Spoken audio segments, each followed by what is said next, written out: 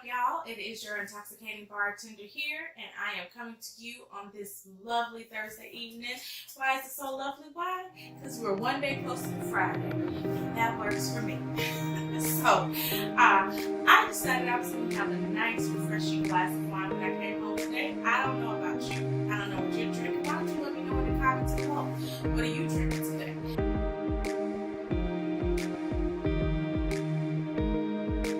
I'm excited to bring this to you all today. This is a Paringa Sparkling Shiraz 2016 from South Australia. It is a red wine, and I'm really excited because it's a bubbly.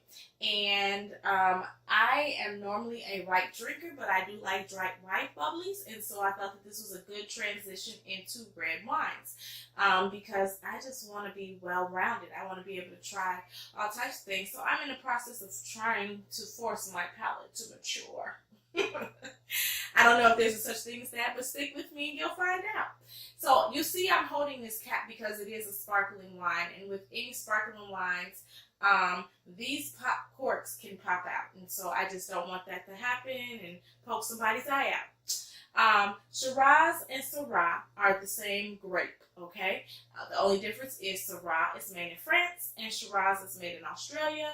I guess Australia wanted to be different, and hey, I ain't mad at them. I am the same way. I love to be different. So Shiraz, Syrah is like tomato, tomato, potato, potato, okay? We're going to go ahead and pop this open. It's a $16.99 bottle. I'm going to continue talking as I'm twisting.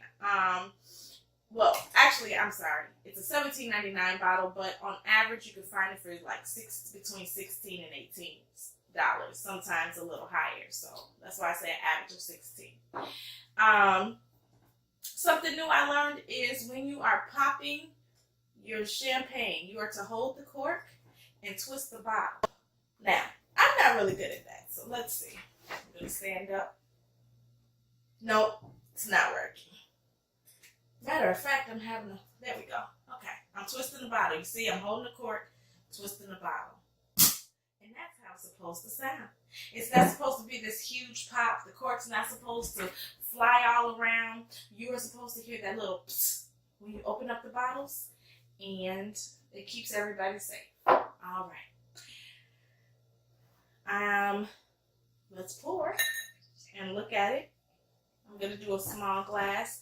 Immediately you see the bubbles, which is pretty cool for a red wine. I'm going to let it air out a little bit. Once again, I just want to make sure you can see the bottle.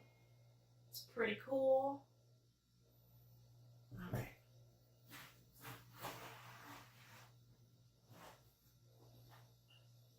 So, as we see, it is a beautiful burgundy. It has like this purplish, reddish color to it. It's gorgeous. And the bubbles didn't last long in the glass, which kind of scares me. But it could be the type of glass I'm using. Hold on. Let's try a flute. I'm back with the flute. So I want to see if it makes a difference of the bubbles with the flute. I thought this would work because it has kind of like flute-like qualities, but let's try this.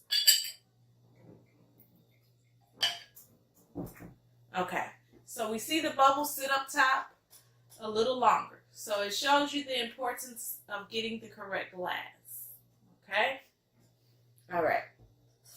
So, unlike a champagne where you see the bubbles kind of fizzing all throughout the glass, I think it might be hard to see that because of the color of the sparkling.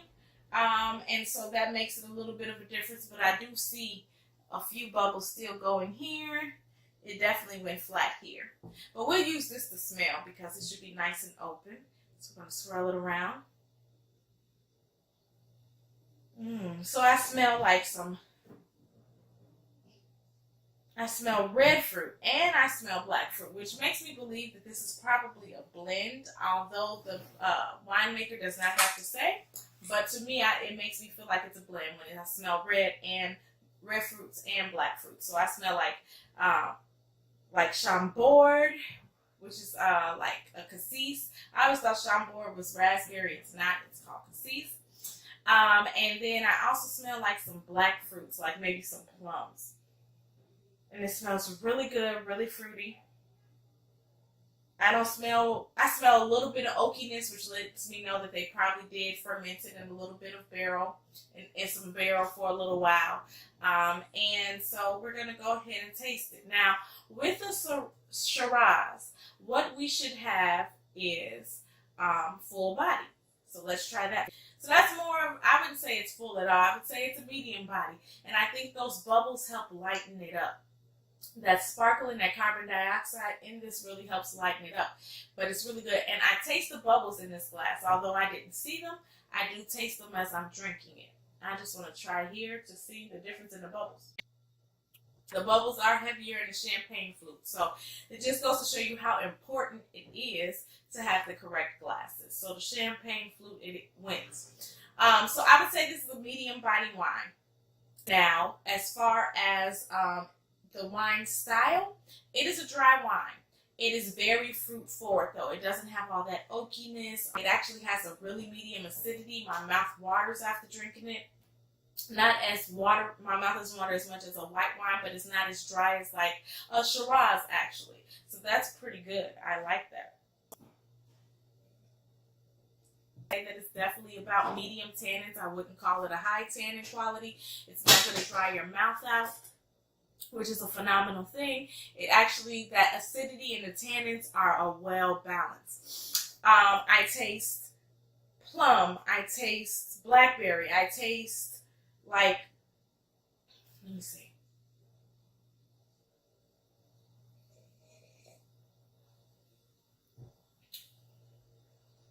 A little hint of dark chocolate.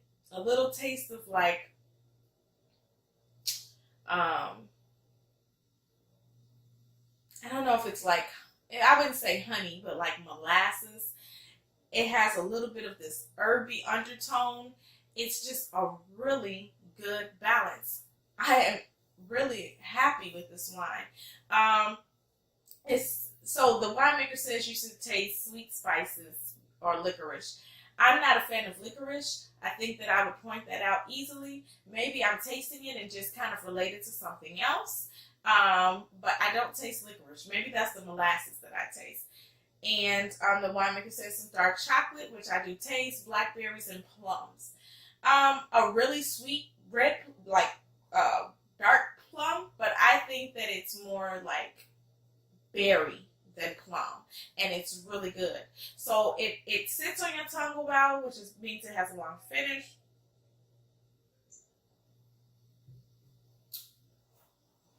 I really like that. I have found a red wine that I would put on in my collection. So this wine is to be served icy cold. As you see, it's been sitting out a little while, so it's starting to condensate.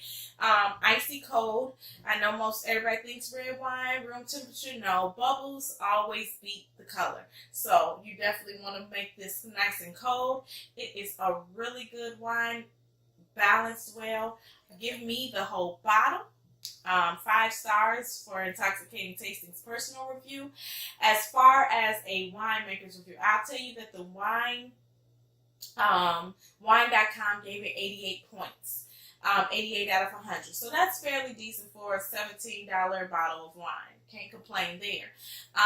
But for me, I would give it, I would call this bottle outstanding. It has a really good balance. It does what it's supposed to do. It still has that Shiraz flavor, as well as that light flavor from the bubbles, really fruit forward. I'm just excited to drink. So, because I'm so excited to drink, I'm just going to end this here. Grab you a bottle. You can't beat it. Definitely recommend it. Take it to your friends and family. Drink it for yourself. This is going to be a great go-to on a summer day.